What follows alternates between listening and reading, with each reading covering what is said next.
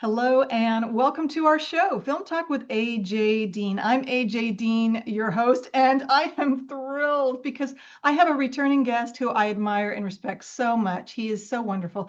This is Jason Stuart. He's an actor and comedian and a super funny guy, a wonderful guy. Let's give him a super duper warm welcome. Hey, Jason. Hey AJ, nice to be on the show again. I'm so glad to see you. And hey, you are knocking it out of the park. You're doing a lot of fun stuff we're going to talk Thanks. about. But and I'm so proud of you and thankful and grateful for you. I'm going to put my glasses on so I can read my notes. But it's sure nice to see you again, Jason. And Thank you. you've been really busy. So that this is Yeah, one finally. finally, right? Yeah. Well, you deserve it. Well deserved. You're an actor for all of your fans. You're an actor, writer, producer, director, and you have been in so many fun roles. I recently watched Tangerine again, which I loved. Isn't that a great movie? It's so fabulous and it's so fun and real and authentic, I believe. Is it, Jason? Wasn't it amazing that Sean Baker got the Oscar for directing, writing, and producing Best Picture and Best Actress also? I mean, wow. I For mean, Anora, his new film last year. I mean, I couldn't believe it. I was like, yelling. I was like so excited. I just really was. me too. Me too. It's thrilling when the wonderful people we collaborate with are doing so great. We share in those celebrations, don't we? I mean, we just love Oh it. yeah, this guy, I've known him. I did a show for him. Oh God, it must have been 15 years ago called Warren the Ape, which was a show for straight boys on I think it was MTV or one of those kind of or Comedy Central, and I can't remember. And he had done another thing called Greg the Bunny, and this was the companion series. And I thought, I'm doing a show where I'm talking to a sock puppet and I play a Bernie Madoff guy who talks like this, and I'm in my cell and we share a cell together. And I'm thinking to myself, God, this is crazy. And it was a lot of fun and he was terrific. And then when I got the part, I looked him up and I thought, oh my God, this is the guy that directed was it Bullets Not Broad Prince of Broadway. And he had done that movie, and I love that movie. And Yeah. Takeout he had done, and I love that movie. These are independent films that I love. I'm a big indie guy, and I thought, God, I want to be with this guy. So when Darren Dean, his producer, called me at home and said, Hey, do you want to be in Sean's new movie, Tangerine? I said, I'd love to. And he said, Don't you want to read it? I said, No, I'll take it. Do you care what the part is? No, I don't care. And I just was so excited to be in it and so excited to be a part of his stuff. And then when he was shooting it on this little iPhone with a broomstick and then this extra lens on the front, I thought, what is this? And I'm standing on a corner on Santa Monica Boulevard in front of Hamburger Mary's playing the manager of that place. And then some guy's holding these lights that look like my dad at my bar mitzvah. And I'm thinking to myself, God, this is going to be terrible. I can't believe that they're doing this. And then we did the scenes and everything came off really great. And I went to Sundance and saw the film. And I remember thinking to myself, oh my God, this is brilliant. It's amazing. It's amazing. And you play a great, you're the venue owner, aren't you, of the I'm the establishment? manager of the manager of the venue, yeah. And I hire all the singers and all that kind of stuff. Yeah. Funny because it was right in my neighborhood where I used to live, and people were walking by, and I'm standing there, and they go, "Jason, what are you doing here? Do you work here now?" I said, "No, no, no." And then there was actually a comedy night going on during that night. Are you performing? No, no, we're shooting a movie. What kind of a student film? No, no, it's a big film. It's a real with an important director. Oh, yeah, right. Okay. And it was just crazy. It was crazy. Yeah, and it looks so great. So isn't that something? It just shows how the technical of the camera being on a stick, like you said, and then the full product is supreme and I perfect. was blown away because the sound design of the film was almost a third character in the film. It was Yeah. so wonderful, and I was so blown away by the story and the performances and the texture of the film and the realness. Yeah, I loved it. And Sean and I have become friendly over the years, and I've still kept in touch with him. That is wonderful. Wonderful. Well, congratulations to you and him for all of his wonderful achievements. So, That's awesome. And speaking of films and independent films, we have Redlining on the second screen here. This is you're starring in this. It's all about generational wealth. Now, when I first saw this poster, it looked like Jamie Lee Curtis. A little. A little, isn't that great? I love Jamie Lee Curtis. But Well, tell that's us, Alexander Paul from Baywatch, and who's a wonderful actress who was yeah. a big movie star when she was a kid in her 20s. She had been in Dragnet with Tom Hanks and 8 Million Ways to Die with Jeff Bridges and Andy Garcia and American Flyer with Kevin Costner and all these great movies. And then she became the Baywatch, the smart gal in Baywatch, the sort of the Kate Jackson of the show from Charlie's Angels. I always said she was the one that didn't have the boob operation. And certainly, co-starring with Pamela Anderson during the biggest time of the show. And she's one of my best friends, and she's like Oh, my sister. And I called her and I said, I've written this part for you.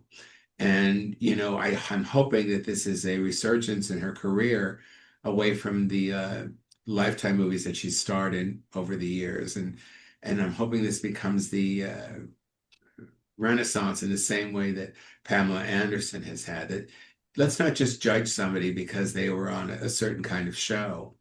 There was a fun show about beautiful people in the beach and saving people, and she can do other things. And absolutely. she plays my mother in the film. She plays your mother, and is it Yeah, we're the about? same age. Yes, so she plays her mother, and it's about a black couple and a white couple who live on the same property. And when their parents pass away, these two families, when their parents pass away, who gets the house and why? And it's about generational wealth, as you said. And redlining means when they put a red line over a map and decide who can live where. The blacks live here, the whites live here, the gays live here, the Jews live here. And that's very prevalent. It's in now we call it gerrymandering. And it's about trying to keep people apart. And in the film, as you see, it goes on. It also stars Lee Garlington, who co-wrote the script with me and co-produced it with me, who Wow. everybody has seen from everything from Field of Dreams to, Dead to Me to Will and Grace to Townies. She's been on Psycho 1, 2, and 3, Cobra with Stallone. She's been in so many things. And she's absolutely wonderful. And she plays my sister. And Kareem Ferguson, who had done a film with Alexandra, who I sort of connected together, who's also one of my best friends. All these are my friends, all three of these people, four of these people. And Kareem had given me this information about what, himself and his life and about him and Dalila, who's also a really good friend of mine. You've seen her on so many things, everything on all the Grey's Anatomy. I mean, all this Shonda Rhimes show, Scandal, 8 Million Ways, what is it called? Kill somebody or whatever it was called with Viola Davis, and Scandal with Kerry Washington. She's been on all the shows, and both Dalila and Kareem told me that they were buying houses, and they both had houses. And I said, "You're artists. Why do you want to buy a house? Save your money so Yeah. you could what you want to do." And they said, "No, we want generational wealth." And then I started thinking about my dad, who was a Holocaust survivor and who had bought a house when we were kids that his bosses had helped him put down the down payment on. And I thought, oh my God, my dad did the same thing when he came to this country. So I think generational wealth is probably one of the biggest problems that we have in our country. So I wanted to do a film about that and what happens to people and Mm. about people that don't have a voice. Oh, I And love this. my good friend Billy Clift is the director of photography and also my editor. And he's also a wonderful filmmaker in his own right. And I'm hoping that we're actually in post-production right now. Great. Yeah. And so we'll be able to see it maybe on either in a It'll start the theater. festival circuit probably next year, I'm guessing. Wonderful, wonderful. Congratulations on this. I love this topic because it's so important. Even everyone has to live somewhere, after they retire or if they ever do retire, we all have to live somewhere, don't we? And not everyone gets um, houses or real estate handed down from their parents. So this is an But it isn't interest. even just that, it's that where you get to live Yeah. and how the education would be for your children and how the education would be for you and where's a place that's safe to live and where you can afford to live and Yeah. why things are affordable to some and not to others. And people would say, why don't you just pull yourself up by your bootstrap? Well, some people never got a bootstrap, or some people don't even know what a bootstrap is because they weren't told. Yes. So it's really important to see outside your own prism, your own box in That's life, and to right. see about other people. That's right. And also, we all struggle with this, don't we? Of finding a place where we kind of fit in, right? And you know what I mean? Isn't that right, Jason? So, It comes with the two boys. We play the two boys of the parents, Kareem and I. And then as we get older, these two guys don't have a voice in life, and they fall in love, and they wind up living in the same house together, and nobody really ever talks about it. mhm. It takes place in Savannah, Georgia, a small town outside of Savannah, Georgia, and um, I was in a bar talking to this guy, and uh, which gave me the idea. He was all dressed up in cop, looking very leathery and very sexy. And I said, where are you from? He said, well, I'm from, New Orleans, Louisiana. I said, what part? He said, well, it's a small town you never, hardly ever heard of. It's like maybe, 5,000 people. And I said, oh, really? I said, and how do you get away with this look? And he said, do people know you're gay? And he says, well, no, no. I said, well, what do you do? I could see his hands were rough. I said, you do something with your hands. He said, yeah, well, I'm a mechanic for school buses. And I said, oh, really? I said, and they don't know anything about you being gay? No, not at all. I just put on a baggy shirt and I make sure my nose ring is pushed up. And, and I thought, wow. So in 2025, Mm. at him at the beginning of the year, he has the same issues as a lot of people have had over the years. As my father said, why can't you just be gay and just shut up about it? Bob and Tom are gay. They live up the block. No one knows. I said, of course, Dad, everyone knows because you just told me. So there was a lot of elements from all my friends. The mother is named after my mom, Gloria, and about a woman who loses her husband quite young and what women were allowed to do in the 70s. Were they my mother wasn't even around, didn't even have her own credit card. It said Mrs. and my father's name. And then, were they allowed to get a loan at a bank? How were they going to pay for their bills? Oh, so important. And speaking of your mother, hello, we love you. Is it Gloria? Gloria. Gloria. Oh, I put my hand up again. Sorry about that. I do that a lot. Do you notice that? But Gloria, we love you. And hello, Gloria. And Everybody does. How do they know me? She always said. because we all love to talk. When my mom, when I did my series Smothers a couple of years ago, she wanted to play my mother. She said, well, I don't know why I can't play your mother. I said, Mom, you're going to have to memorize lines. Yeah. And she says, oh, I don't need to do that. My fans like me the way I am. I said, we were going to have to go to LA to shoot it out of Palm Springs. Well, no, they'll have to come to me. I said, it's a story that we're doing in a certain way. She said, yeah, but you'll have to change it a bit. This is I great. said, well, we can't. Well, she said, well, then I'm not doing it. I'm refusing. I'm passing on this. You know what? She's going to have her own studio next. That's what I think. But Oh, yeah.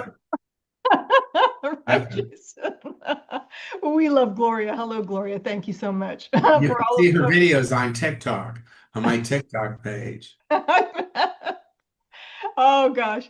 Well, I have to say, I'm just so thrilled to talk to you. So I want to talk a little bit about some of your inspiration. You've been cited that you love I Love Lucy, Viola Davis, and others for your inspiration. And so has there been a moment, Jason, where you saw your younger self in a contemporary performer, and how does that recognition shape what you want to pass on, like a legacy, to other?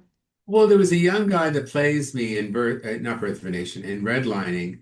His name is Ethan Walker, and he came in so prepared. And I saw before I met with him, I knew I wanted to cast him because I saw his demo reels, and he played all these different characters, and he seemed just like me when I was a kid. Oh.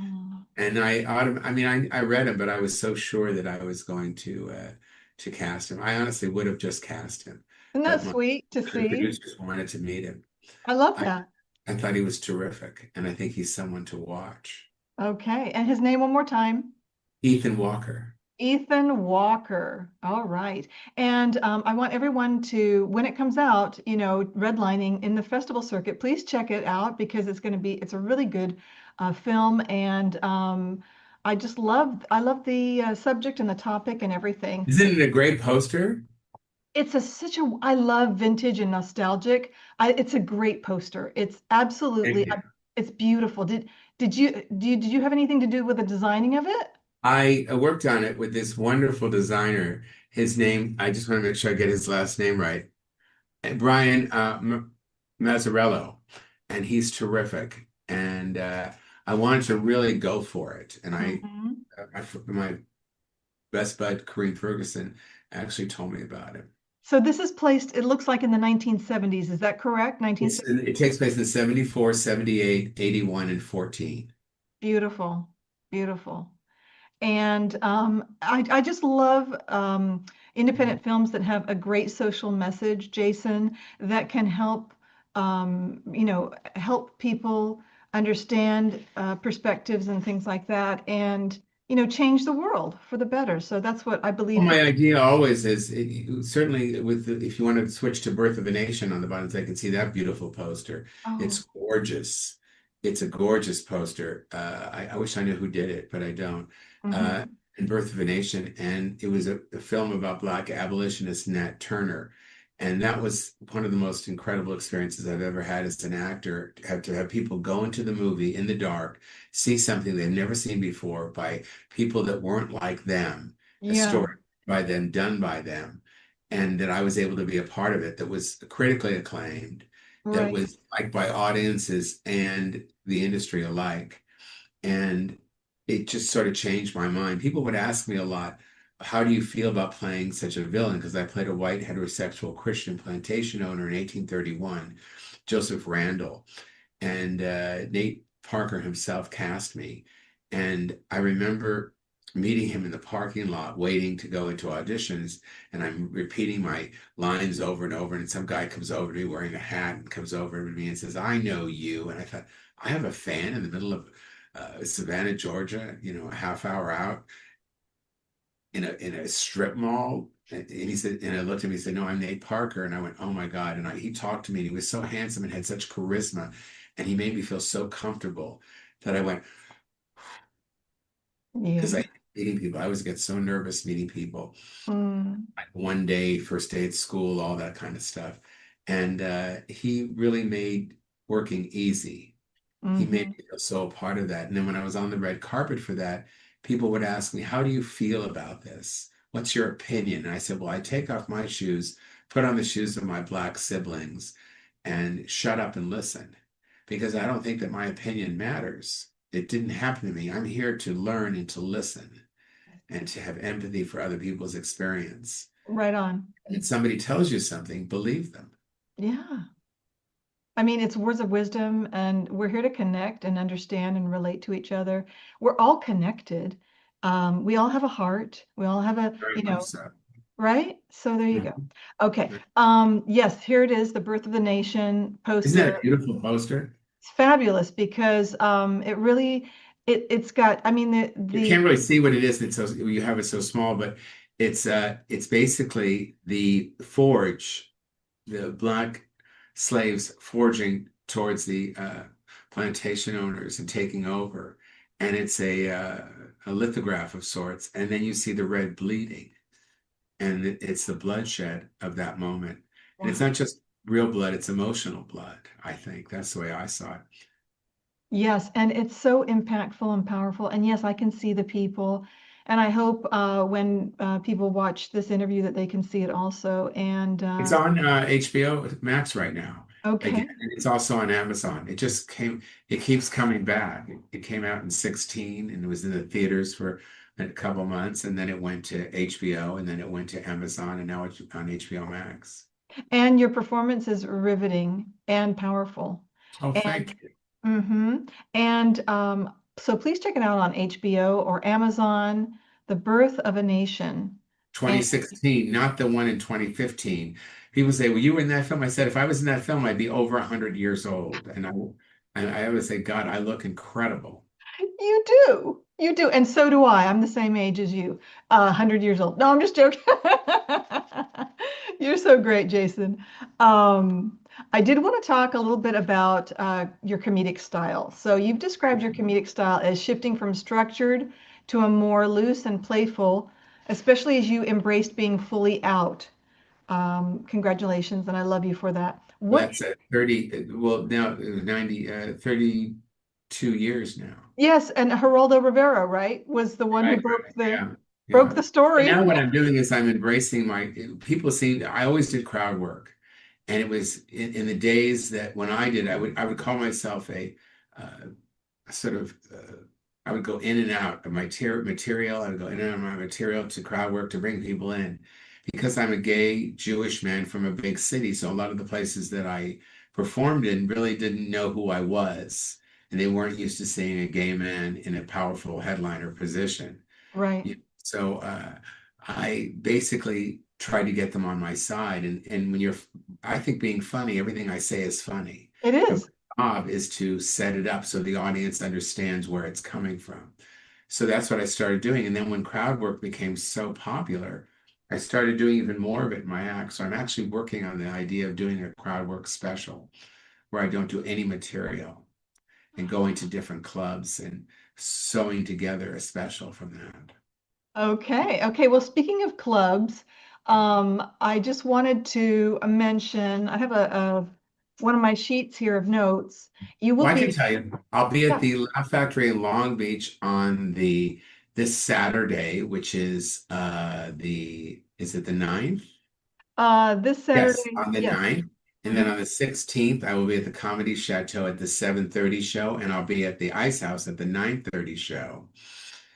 And so that's sort of cool. I'm going to be doing that. Yeah. So those are my next three performances. Right. And The then Ice House is really fun if you've never been there. They've redone the whole thing. It's absolutely gorgeous. And I'm on the Mob comic show. I don't know how I got on that show, but I'm on that show. I guess I'm the headliner, it says, how fun, how fun. And with a then lot of new comics. So it's sort of exciting to see new people. oh yeah, it really is. It's a lot. It's always fun to meet new people and at shows and festivals and everything. You mentioned you're at the August 16th Ice House Comedy, and then I also have here a few other things. Can I mention Oh, sure. October 24th and 25th, the Rock Gallery Comedy Club? In Palm Springs, it's a new club here. It's very small, so get your tickets now. And I'm going to be doing 2 nights there. And if it does well, I'll do 4 shows. I'll do a late show also because it's very small. And I wanted to support a smaller club, and I wanted to work with the audience and work on my crowd stuff.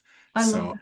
I'm excited about going there. And then I'm doing something for a benefit. Tell me what that is again. November 7th, Sunset Comedy and Music Festival. Yeah, I'm doing a benefit. This is to get students equipment so they can do stuff. So I'll be doing a set in that show with other wonderful musicians. Beautiful. And then January 27th, the Laguna Playhouse. Oh, I'm headlining that. I've never been there, so it's going to be my first time, and I'm really excited about that. How fun is that? The Laguna And Playhouse. a friend That's of mine, Joey Santos, has a tapas restaurant there. I don't remember the name of it, but you'll find it. He's terrific. So if you live out in Laguna, you're going there, go to his tapas restaurant. Joey, yes.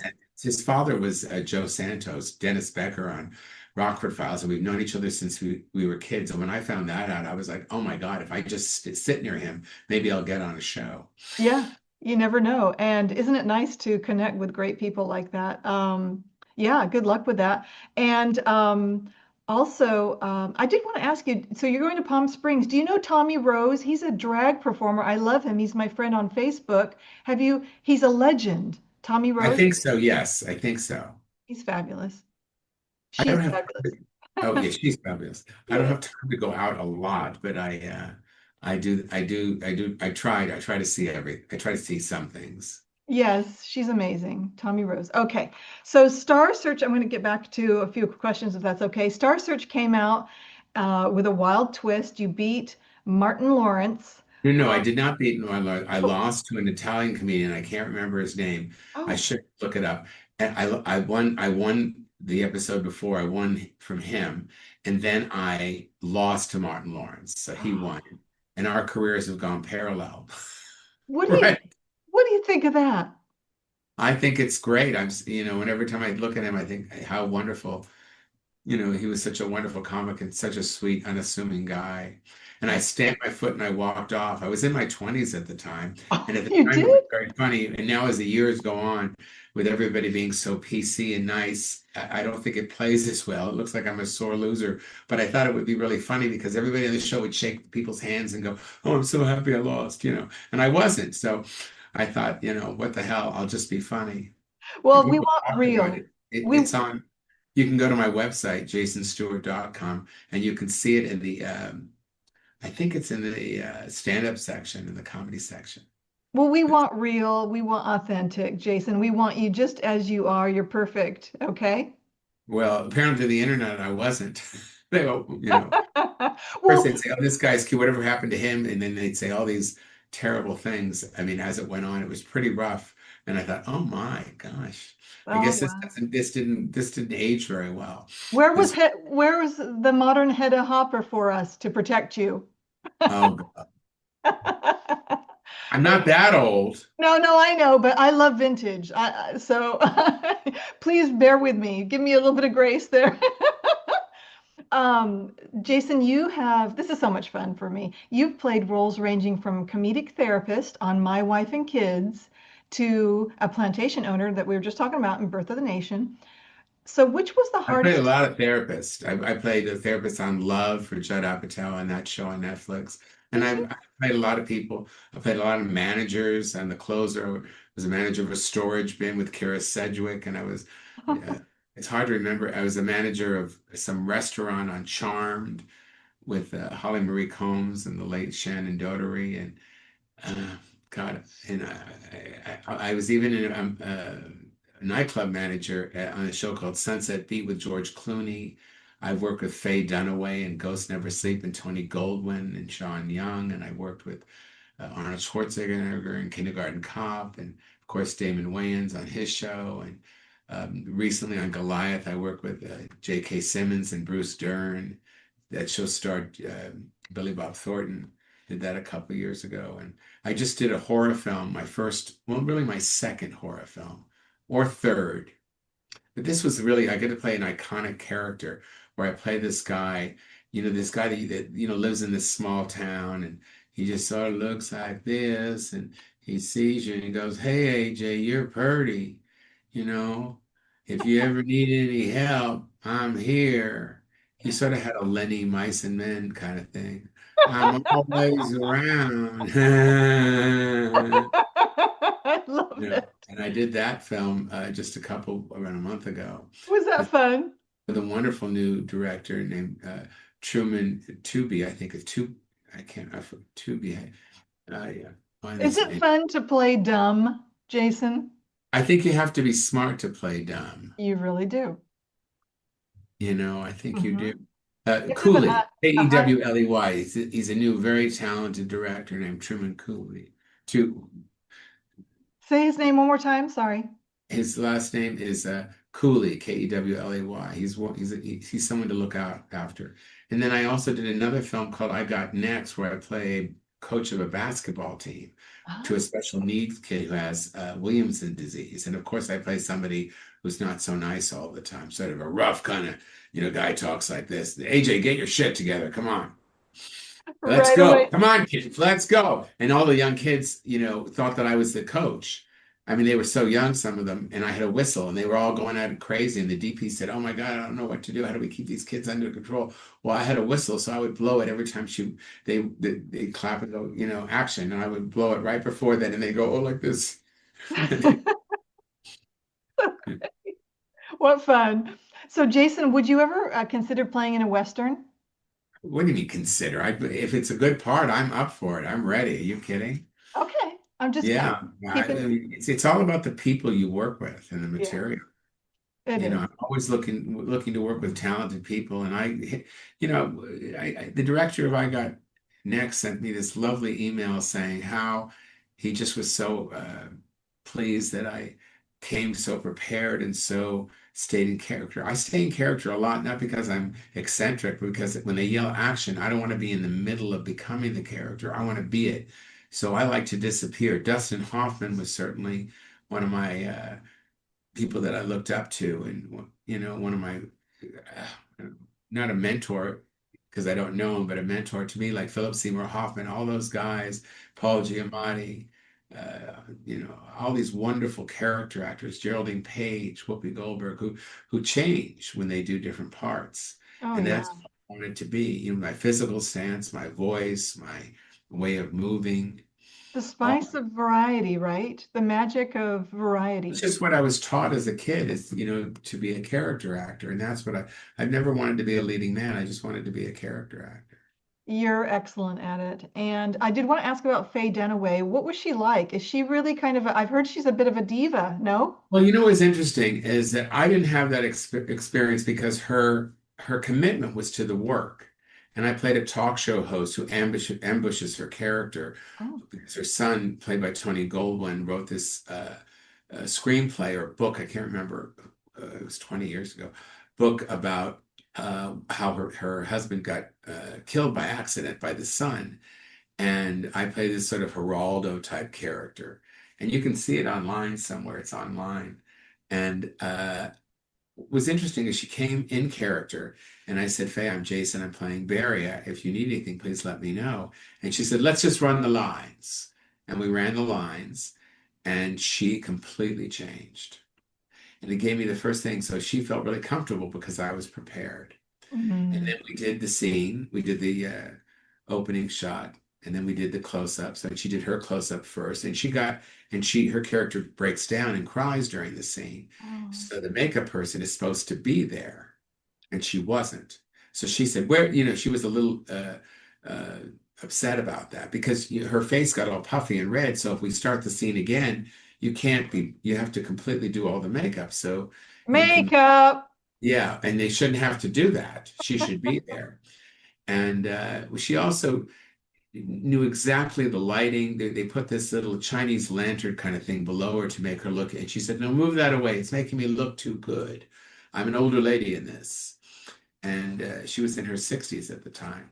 And uh, and then she said something that people always tease people about. And she said, "You're in my eye line. You need to move. Move that man." And people think, "Well, God, that's so rude, to do that." But the thing is when you're working, and what I've noticed as I've gotten older, focus and being relaxed is the most important thing. And it's like if we were doing this interview right now and somebody kept calling me, like my Ma, I'm coming. What do you? I'm doing an interview now. So it completely takes you out of the character. And it's like you're a typist and somebody's talking to you in your ear. That's what it feels like. The So it's not about distraction. yeah. And Yeah. then like Diana Ross, people would say, "Don't look at me," because some people, you have to. There's such private moments that you have to do that you don't really want. You want to stay in the place, and sometimes it's harder than others. It's so different acting than you think it is. Well, thank you And for sharing that. So Faye Dunaway is a consummate professional. She wants the right well, I lighting. don't know everything. Yeah, but I don't know everything she's done. I'm sure she's gone in deep a number of times. And she's an icon. Amazing. And then if you see the documentary Faye, you We love see that her. she had, she's admitting that she was an alcoholic and that she's bipolar, Oh, and I that didn't know she that. was undiagnosed. So she Oh. now is taking, I guess, medication and is sober, I'm guessing, and so her life has changed. Well, So bless her heart. We we we have love to give Faye. people grace sometimes. Yes, yes. Well, forgive me for No, asking. no, no, it's okay. You didn't say. And, So and, and it's out there, so you have to answer those questions. yes, and thank you for that, Jason. And we love Faye Dunaway. So hi, Faye. I hope you're Oh, all Ghosts Never Sleep. It's a good film. Ghosts never sleep. Okay, okay. So check it out. Can we watch it on Amazon? And Pretty much sure everything yeah. there. That seems to be the mothership.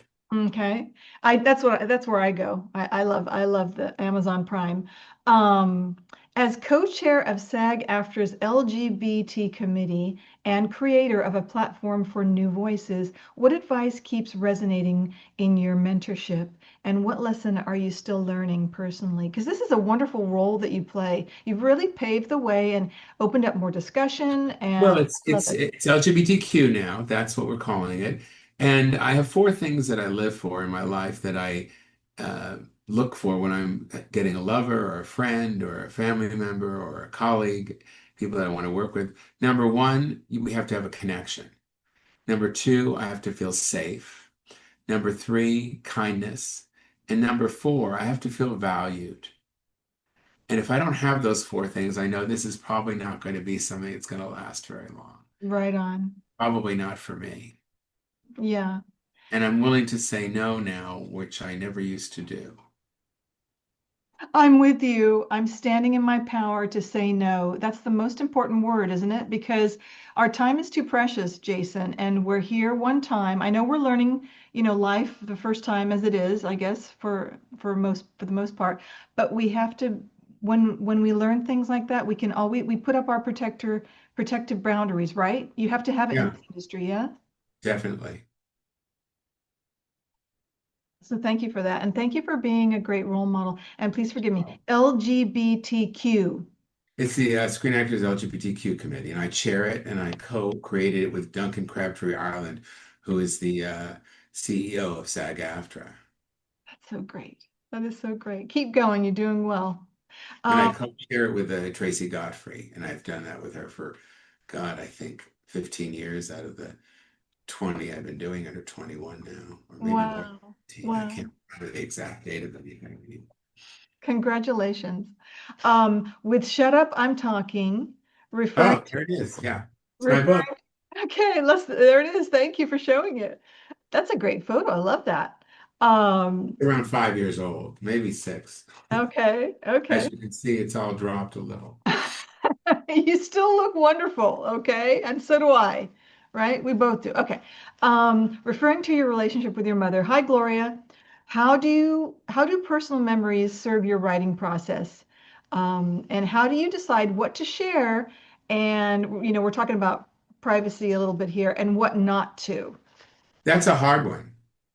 So I try to tell everything from my point of view, Mhm. and I try not to judge people.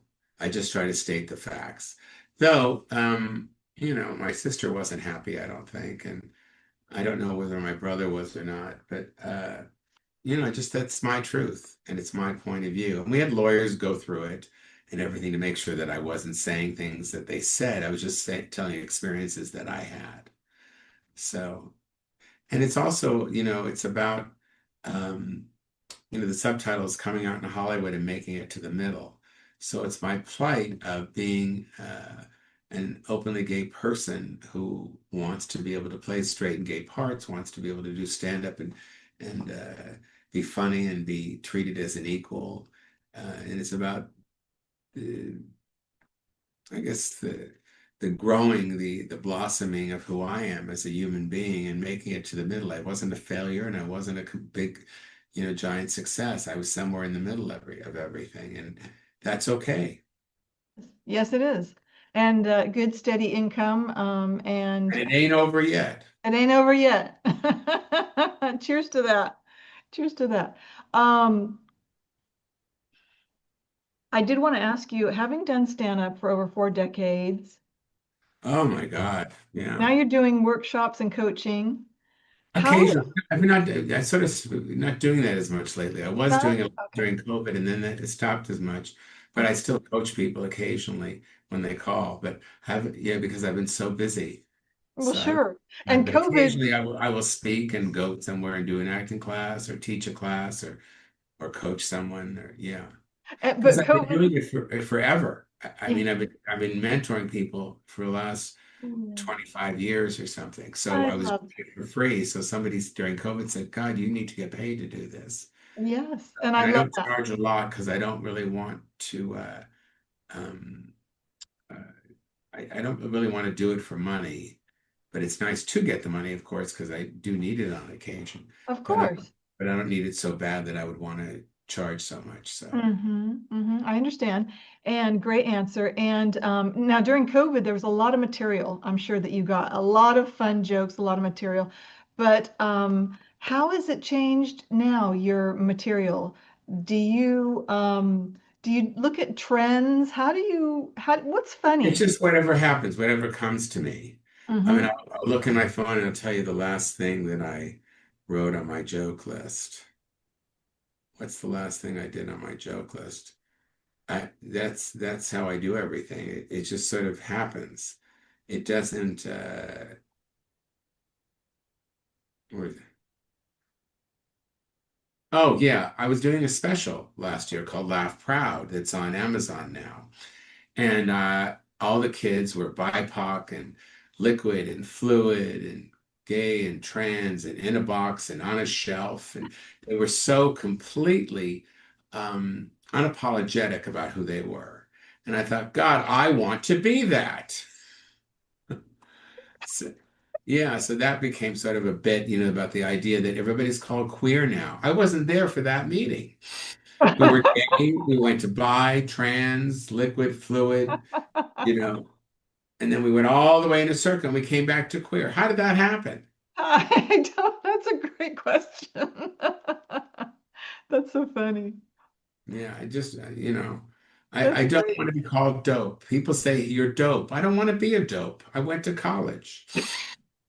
I got I a didn't know. degree. Right. I didn't even want to go. And my mother the other day says to me, she does all these things. She says, "Do you think I should be able to drive again?" No. Tell me the truth. You're a terrible driver. She said, "It wasn't my fault. People kept hitting my car." I said, "No, it was you." You Uh-huh. know, so Yeah. things like that happen. Oh, the other day she also said, she's sitting in her recliner that she loves that I got for her, and she's sitting in that recliner, and she says, I said, she wears this thing called 24-hour clothes. And she puts a belt on and a scarf and earrings, and she goes out and she goes to sleep and she wakes up and then I said, Mom, you're in the chair, you're wearing your 24-hour clothes. She says, yeah. I said, don't you change your underwear? She says, of course I do. But sometimes I get tired and I just cut them off. I was gonna say, is it just wear a caftan for morning, evening, and night? I mean, No, she likes her outfits. so Her she just a peg pants scarf. and her cute tops. My entire inheritance is being spent on peg pants and cute tops. Oh my gosh, that's great. Well, I'm sure she looks wonderful and put together, and I know you're proud of her too. I mean, I right? love her. Yeah, I know. She People always loves. say you can't teach an old dog new tricks. She can do the apps on her TV. She can work her iPhone and her iPad, and she's 88 and still shops at Forever 71. I love that. Forever 71. Oh my gosh, that and Ross, right? Oh, love. She's obsessed with Ross. Those are some of my favorite videos of you and her. Thank- And I love them. Okay. So I just have a few more. We're gonna have to start wrapping the show up soon, but I just have Oh, a couple yeah. more questions. Thank you so much for your time today, Jason. It's been super fun for me. I love it. And I adore you. And Gloria. I adore you, Gloria. Um, with Smothered season 2 out now and a third possible, plus new indie films that you've done and scripted series in development, what is the one project you said yes to that you never saw coming, or there was a surprise opportunity that just popped up and pleasantly surprised you? I didn't realize when I did the closer it was going to change things so much. Because I played a guy who talked like this, and all of a sudden he was the manager of this place, and he didn't know about the dead body, and da da da da da. And all of a sudden, I started playing a lot of like kooky Jewish characters from New York, and I Mm-hmm. didn't see that coming. I Mm-hmm. just kept putting one foot in front of the other, and people were more surprised than I was. Like everybody thought that it was such a big stretch to be in Birth of a Nation. It didn't feel like that for me because I'd worked on that part in class. So I didn't feel that it was so out of my ballpark as an actor. Mm-hmm. I think the thing I did a little film called Hank where I played this really quiet, sweet guy that doesn't have a voice. And I remember the director, I called him after I was offered the part, and I thought, God, how does he see me this? I'm such a talky person in all my things. And he says, I said, why did you hire me? He said, I saw you in Birth of a Nation and Tangerine, and I love those films. Okay. Yeah. That's so they just saw a good actor and hired me. And then when I asked to speak with him, he said, "Are you auditioning me?" I said, "No, I want to do this." I said, "Are you open to improv and changing some of the lines and stuff?" He said, "Yes," because he was from China and he said, "This is not my first language," so he was totally open to it. And he said, "I'm the only actor that he knew that cut out half the dialogue." Wow. Said, I can show you this. I don't need to say it. Mm-hmm. Mm-hmm. You're very expressive. And again, a fine actor that you are, it's all within the eyes, isn't it? And the facial expressions. It really is. What's Um, about it going through you? yeah, absolutely. You are a vessel. You're a vessel for that role and that character, and we see it, and it's wonderful. I did want to ask you, all those photos behind you, those pictures, do you know what they are, or is that a virtual Oh back? yeah, there's some magazine covers, and that one, this one right here is me as one of the Out 100, and that's me in Coffee Date with Wilson Cruz, and that's me in Vegas, and I can't see. Yeah, a lot of different things. I love them. I love them all. And so people can support you and see you in your films on Amazon and HBO. All And you, they have to do is go to jasonstewart.com, Stuart, or go to my IMDb page, which you can click on if you don't know how to go there, right by going to the website. It's right in the center. Just click on that. You can see what I've done, look up things, and it'll show you on IMDb where this show is, if you like that show, it is playing. People always ask me about It's Sunny in Philadelphia and other things like that and how they can watch it. great. And all the information is on there. And you're on Instagram and Facebook if people want to follow you there as well, Jason. And I always ask this, this is my signature, what is your heart message for the world? It can be personal, professional, whatever you feel is the most of your essence that you want to share. Take it away. Showing up. My father always used to say, when you go to the interview, what you do is you wear a tie, show them you mean business. And what he meant to say is that go in and be your best self, whatever that is. And that's what I strive to be. So good. So great. I love those words. I take them to heart. I wear them every day along with you. Can I share that with you, Jason? And I'm honored to Well, do that.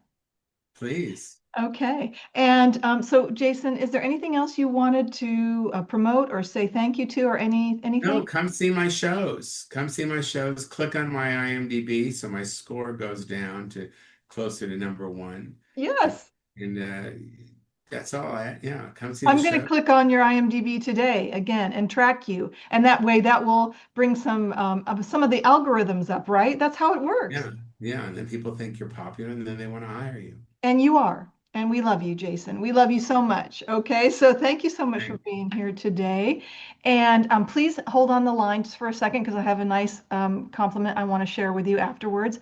But again, thank you so much, Jason. Follow him on Facebook, Instagram, jasonstewart.com. You can get all the details there. And we'll see one of your shows, right, Jason? We'll see you. Yes, ma'am. All right. Well, take care. And until next time, Jason, thanks so much. Take care, everybody. Bye bye.